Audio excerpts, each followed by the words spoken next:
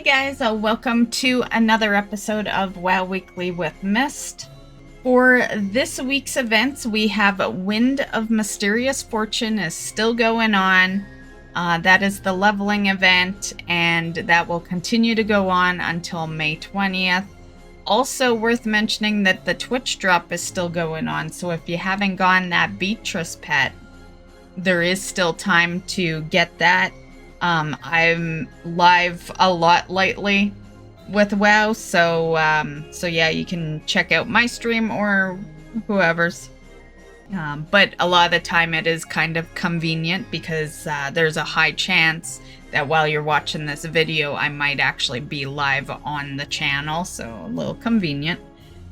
Also, we will have Timewalking, and it's actually the classic version this week.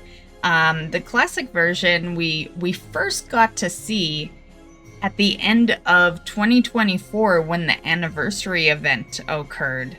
And I was really hoping that they would keep bringing it back after that event ended as a regular time walking. So I'm glad they have decided to do that.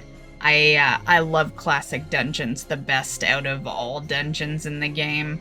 There are a lot of great dungeons out there in expansions, but nothing beats the classic dungeons in my eyes. And yeah, I was really happy when they brought that to time walking. To be fair, it should have been the first one we got, because the whole appeal of time walking is to relive old moments. So yeah, classic dungeons should have been the first one in the very beginning anyway. It shouldn't have been BC. Don't get me wrong, I love BC. BC's my favorite expansion. But, you know, vanilla WoW is the best version of the game. So, and then also we'll have PvP Brawl, will be Shadowpawn Showdown. And if you catch this in time, the Spring Balloon Festival should still be going on. I meant to record a video on that, but I've been so busy this past week. But that one ends on Tuesday, so if you're watching this the day it posts, you still have time to go do that. Basically how it works is 3 of you have to be there. So if you go to the Spring Balloon Festival and nothing's happening, it's because not enough people. Like, you have to have 3, which is a reason I was gonna do the video, but I just haven't had time. And yeah, I don't think I'm gonna get that one out this year. Yeah, that'll have to be a next year thing. Yeah, these are all the dilemmas of not having an editor. Yeah, so many dilemmas. Yeah. It would free up so much of my time if I had one. Okay, so that is the weekly events. And for this week's news, I thought we would start with the Turbo Boost. The Turbo Boost is something I have talked about in the past, and I basically said, okay, I'm not going to make any more mention until it is ready to release. And it is ready, so let's recap on what you can do for the Turbo Boost. So the Turbo Boost is basically, it's the Dinar system, it's the myth track. There'll be some higher item level crafting you can do with it. And yeah, so let's go over that. So the Puzzling Cartel Chip, what do you do with it? It's the new currency for this patch. And basically what you can do is you can purchase any piece of gear that comes from the Undermine raid, as well as trinkets that drop from the M+ dungeons. So you will have a new weekly quest available. Completing the week 1 quest will get you 3 Puzzling Cartel Chips, and every weekly quest after the first week rewards you 1. You will be able to earn a maximum of 9 per character. Where you can spend them is, the coordinates is 5246. I'll put this picture on screen. So this is the map of Dornegal, and you can see Consultant Rexel will be basically in the middle of the city there. So basically what this means is that you will be able to instantly buy an item with your cartel chips after you finish your first week quest on May 13th, which is Tuesday. And then after that, it's a little bit of time gating. So the next time, if you do everything every week, the next time would be June 3rd that you'd be able to get your next item purchased. And then the final one being June 24th. Now, the items will be both heroic and mythic gear. The heroic items will always be available for purchase, but in order to get the mythic gear ones, you will need to have killed the boss that would normally drop that on mythic. So if you're getting a, for example, let's say the Jaster Diamond Ring, which is actually one of my best in slots. It drops off of Galawix, so if you wanted the mythic version of that, you would need the mythic Galawix kill in order to purchase it. So the heroic will be a maximum item level of 671, and the mythic will be a maximum item level of 684. So here on screen is some items that you will be able to get. And yeah, I see like 3 of my best in slots on that board right there. And on that topic, you might want to just, depending on how your gear is, you might just want to hold on to some chips for a bit as well. You might not want to spend immediately because, what if you spend it and then you loot it right after, right? You might want to, depending on all the things you need and what's on the vendor, you might just want to hold back a bit, right? So yeah, keep that in mind. Personally, I would more likely do the very rare items. They're, a lot less likely to drop in the raid for you. And yeah. Also, worth noting that with the turbo boost showing up, Valorstones will be Warbound transferable for the remainder of Season 2. So, yay, because I always have too much of it, and that's with me. Like, I am actively looting gear, and yeah, I've been swapping things out. Just, Valorstone is so easy to come by. That is not the item I run out of when I'm upgrading stuff. Yeah. So, yeah, it is definitely the crests that I run out of, not the Valorstone. So I am happy to see that is transferable so that, my other characters can, just upgrade some gear for the hell of it, just to use some Valorstone. Yeah, because there is a lot of days when I'm playing and I can't even take advantage of Valorstone dropping because I'm just maxed. Yeah. So finally, now there is a penalty, and I hate when they do this. Like, just let us transfer without a penalty. But there is a 25% penalty. So transferring, say, 100 would cost you 125. So they did something similar to this in Shadowlands, but that was the first time they were like allowing a transfer to happen among characters. So I thought that maybe that was the only time we'd see a penalty, and they just, yeah, but nope.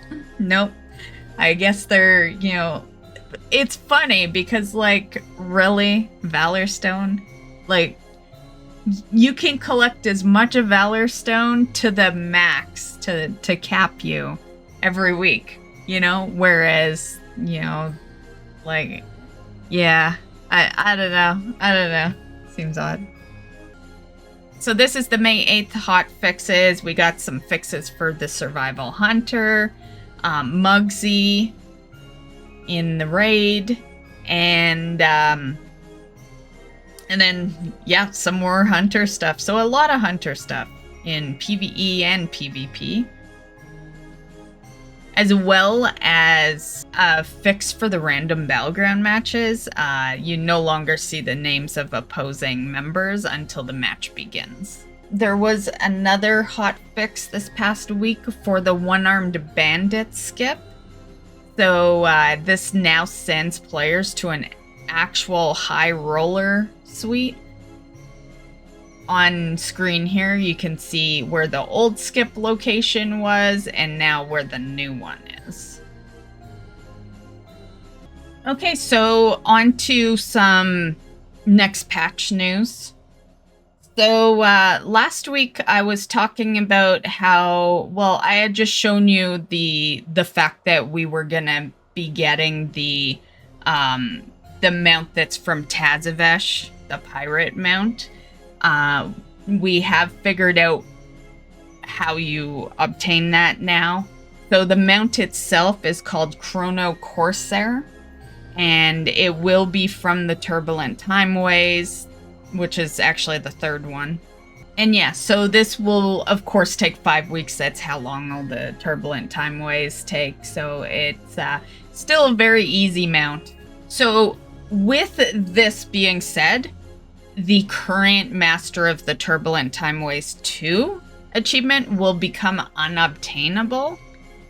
But apparently it's going to be on the Timewalking vendor. So if you didn't do it, you can get the Timely Buzzbee on the Timewalking vendor for 5,000 Time Warp badges. Which brings us to the next question. Do we even necessarily have to do these achievements? You know, I'll do them anyway because I like achievements more than I like mounts.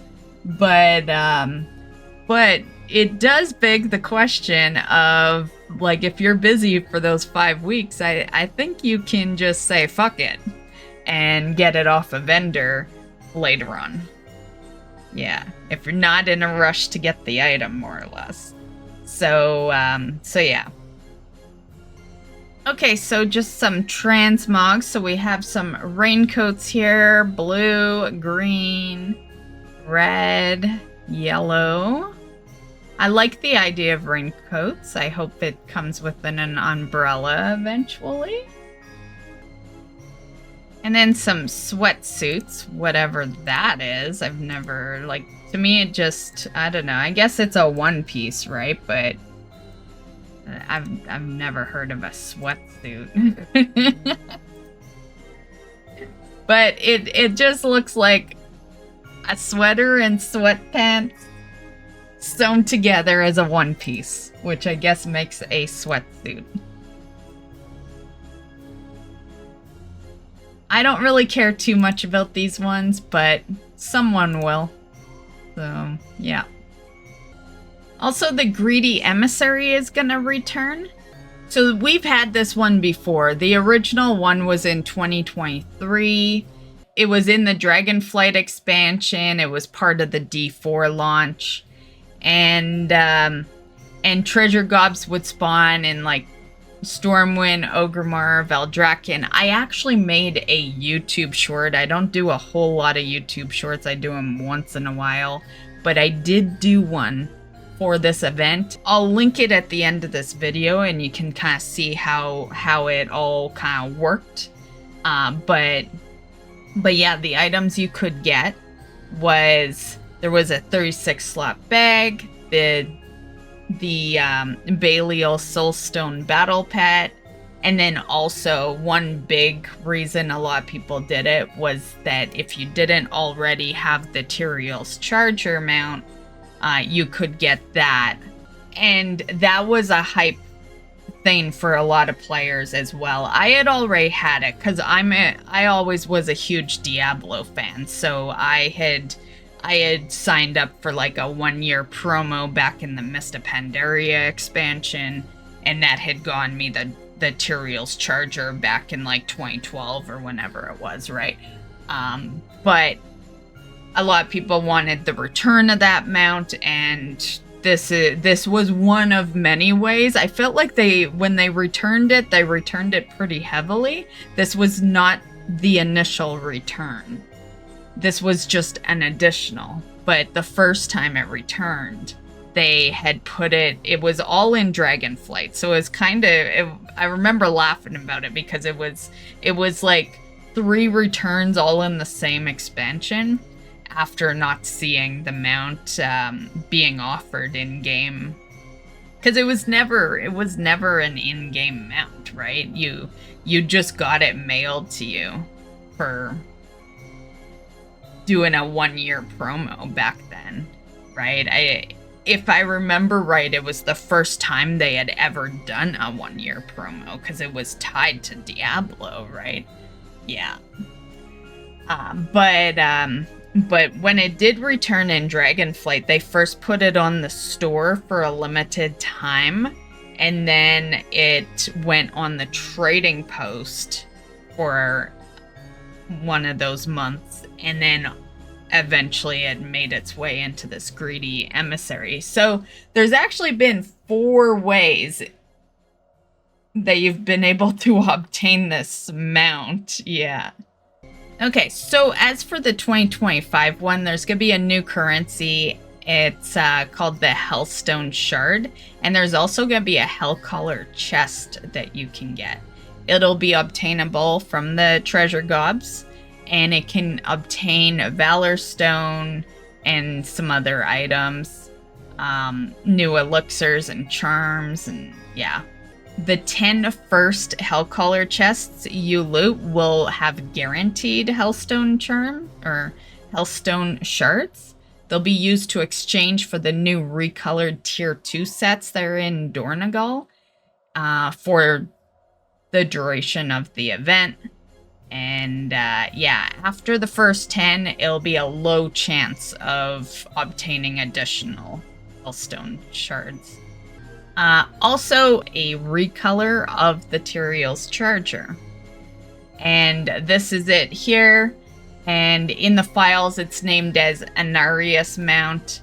Also, the Hellstone shards will be used to purchase ensembles for the new Diablo-themed recolored versions of the HD tier set, or tier 2 sets. So I did show these last week, but I'll just quickly scroll through it so you kind of have an idea. But yeah, if you watch my videos week by week, we've already seen all this. I showed it off last week. But these are the HD tier 2 sets. Also, there's a Grandmaster chess, a Transmog, and mount that will be coming into the next patch. You know, it's funny because World of Warcraft is the first game that made me want to learn chess. In BC, we saw chess come into play into, you know, WoW. That was with Karazhan, because there is literally a chess boss in there. It's the chess event. And you have to take control of chess pieces, move them around, and you kind of gotta, you know, it's kind of like a tutorial on how to play chess in a sense. And yeah, that was like my first introduction to chess, honestly. Yeah, we had a chessboard at home when I was a kid, but I just never was interested. Yeah. Yeah, if it wasn't Monopoly or Sorry, I just didn't care. So at the moment, like, there could be a chess event, but like, I'm just gonna give you the more confirmed, and they are tagged as a trading post item. So yeah, one day they may bring another chess event, but I do not believe that's where these mounts are coming from. So on screen, we have some mounts here. So these are the Grandmaster's Prophetic board, many colors, And right here you can see trading posts, so it looks like they're gonna sell for 700. And yeah. They could all come from the trading post like it shows, but keep in mind that there's a high chance that this one here, which would be this one, and this one are not from the trading post. Usually if they don't show a currency with it, then they're unsure. Like, that is Wowhead being unsure when they don't put a currency to it. And I could see this a white one, like this white one is beautiful. I could see this one having a tougher objective. Yeah. Yeah, like they could have all 4 on the trading post, but I think this one is gonna be some sort of challenge because this one is very nice. I don't even like these kind of mounts, and I like this one. Yeah. And there's a bunch of weapons. I'm just gonna quickly go through them. There's quite a bit. So we'll just quickly look at them.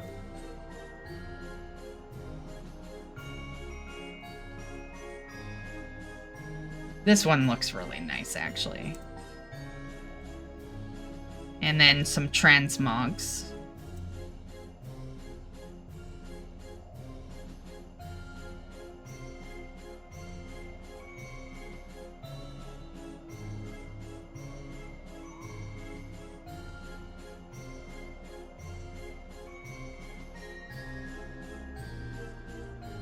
Also, another mount has been discovered for the trading post. Now, this one is not new, though. It was a mount we were able to acquire in the Myst Pandaria remix, so if you didn't take advantage of that, well, if you didn't, you missed out on a lot of mounts. They had a lot more than just one mount. But this is one that you could get if you didn't take advantage of that. It will cost 325 currency, your trader tender. And that is the Reins of the Silver Riding Crane. So this definitely... Yeah, I wonder if they're running out of ideas for the trading post. You know, this is why, I'm just gonna say, this is why people don't take Blizzard seriously when they talk about limited time events, right? Is because this opens the door for the rest of the stuff to come in. And yeah, you know, I think it would take a while, but the fact that it's gonna really, you know, We've known for a while, I would say since Dragonflight, we've known that they definitely are playing the FOMO game where they like try their scare tactic on you or whatever, and then they just bring it back anyway, right? I've made a couple of videos saying don't fall for it, right? Because this shit does happen now.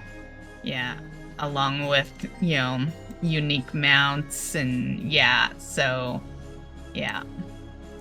On a plus side, if they would just bring it back in replace of some of the mounts on the trading post, it would give you time to save.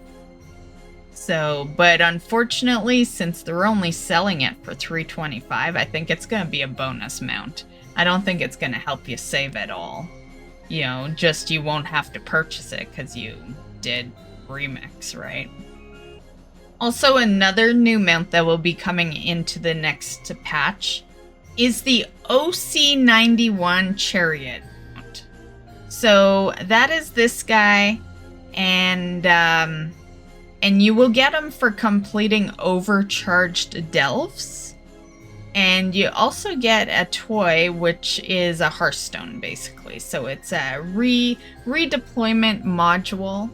You get the toy for completing 4 out of the 6 overcharged delves. And then the mount is, there's an achievement. It's an achievement mount. So the achievement is called Console Overcharged. Also, some time loss cosmetics are going to be coming to Timewalking. So this one's more likely to show up for the Cataclysm Timewalking. This is the Time Lost World Breaker. This is the mace that Deathwing has in his human form. This was only seen once in-game by tanks who completed the Myst Pandaria Legendary Cloak questline, and it's been teased since 2009. Then we also have the Time Lost Sight of the Shadow Moon. This one would be during the WoD Timewalking. And this one is Ner'zhul, who's in the alternate Draenor that we see during the WoD expansion. He uses this staff to summon the Dark Star during the Shadow Moon Valley campaign. And then we have the Time Lost Wolfbite Legacy of Garad. This one would also be from the WoD Timewalking. This one was used by Ganar, the Frostwolf Orc. He is the son of Gaia and Garad and the older brother of Duraton. So you basically accompany an alternate of him during the Frostfire Ridge storyline. He ends up dying by sacrificing himself to save the Frostwolf clan. And then we have the Time Lost Dreadbow of the Banshee. This one, I'm sure you can tell just by looking at it, it would be part of the Legion Timewalking. This was one of Sylvanas' bows. You can see her with it from Legion to the beginning of Shadowlands. And then the last one is the Time Lost Tempest color. So this one will be for the BFA Timewalking vendor. And it shows a price on it, so that price might indicate past ones as well, the other ones that we were mentioning. I wasn't seeing any prices on the above ones, but this one is priced at 1,000 Timewalking badges. So yeah, I feel like they'd be different though. I feel like Sylvanas' bow would not be 1,000, it would be more. And yeah. Same with Wolfbite.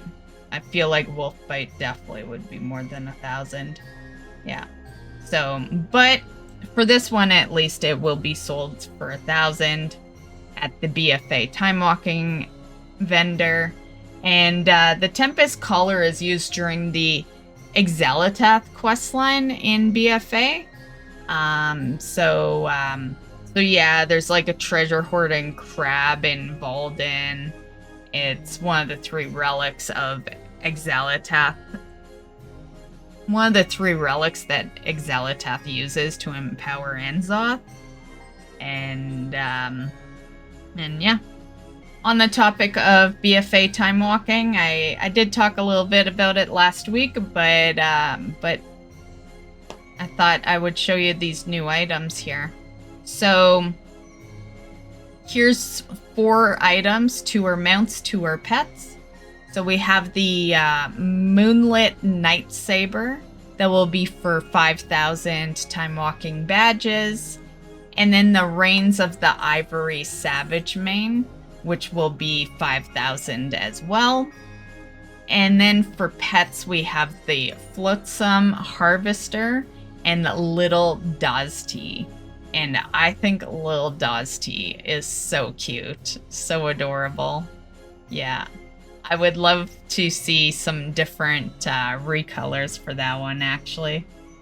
There's also some Transmog here.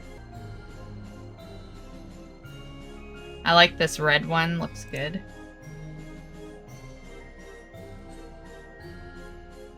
We also have some cosmetic weapons, as you see on the screen there. Okay, so here they are. So there's definitely a bunch.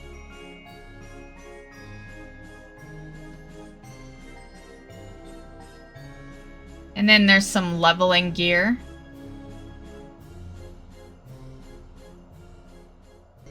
Okay. And I went over the mounts last week, but they do come with Transmogs, so I'll just show you the mounts again.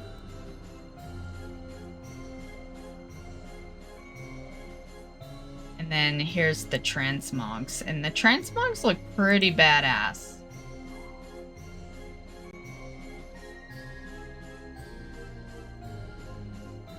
Yeah, I really like those.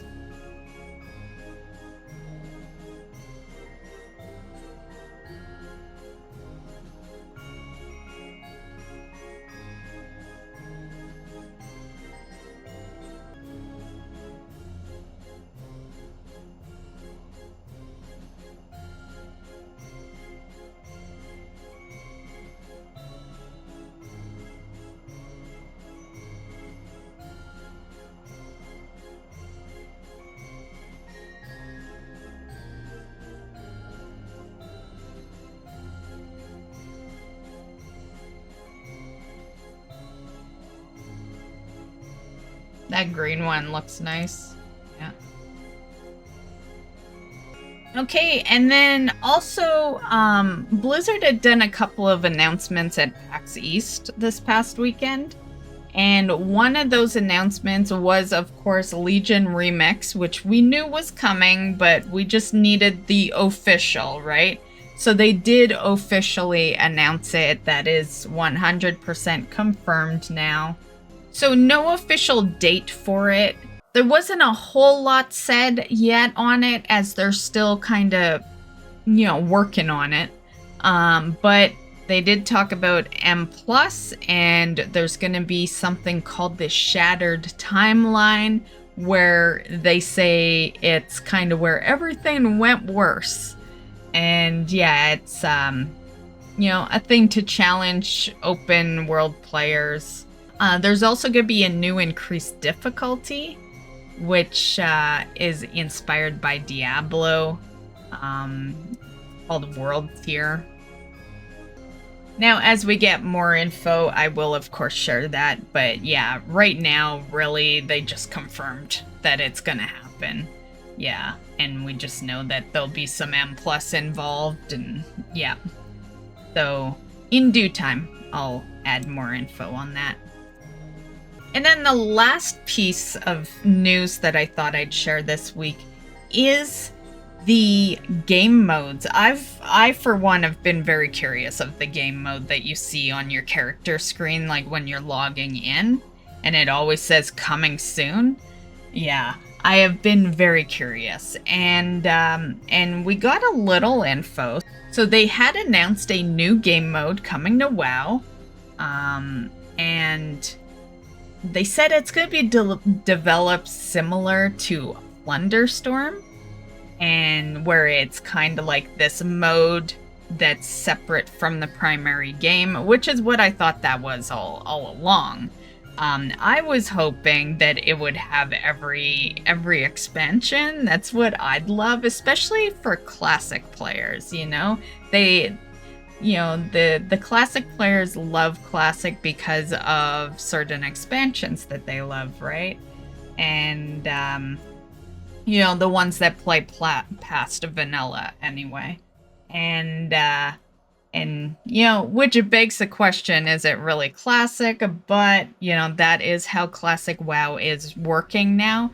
And I always thought it would be cool to just allow people to pick the expansion they want to play.